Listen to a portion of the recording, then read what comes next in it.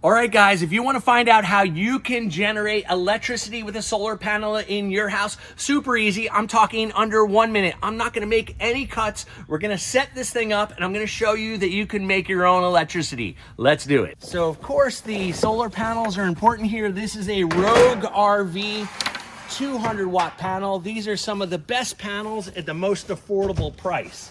Now you can see they come with these two cables connected on the back of the panel right here. It's real simple. There's one cable, there's a second cable. These are polarized, so you can't plug them into the wrong thing, pretty much like dummy proof. So the next thing is the Y&H micro inverter right here. This is a 600 watt inverter.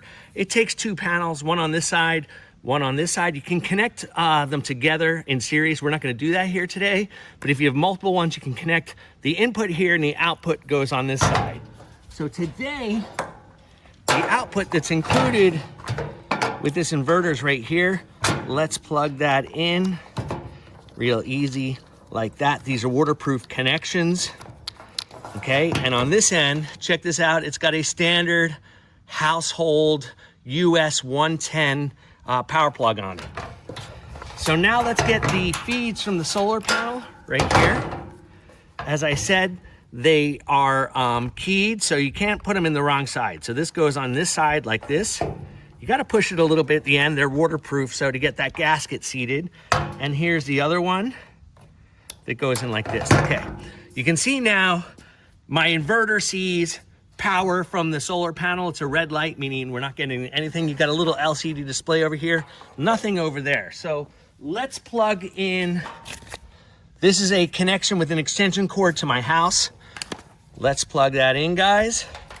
And what you'll see is the LCD display is lit up. You can see it's generating 0 watts of power right now. Actually, it just went up to 0. Let me get out of the way here. My shadows interfering with the power on the panel. You can see now it's making 18 watts. It's going up 35 watts. So essentially what we're doing is we're putting power into the house here. Now you can see, come over here. This, I don't want to get in the way of the solar panel. See, this is light green. That means it's actually generating power and putting it into your house. Now you'll see that if I cut, let me make sure that, let's get that green again. Is it green now? Yeah, it's green. If I cut here, see, have this and that in the picture at the same time. Here, hold this, hold this. If I cut power to the house, you'll see that will turn red. It's no longer generating power. Let's reconnect it up. Give it a second. Let's see, I can't see. Yep. So we're generating power now. Now I want to show you one other thing. So here's my extension cord. It goes like that, and it plugs right into a circuit in my house.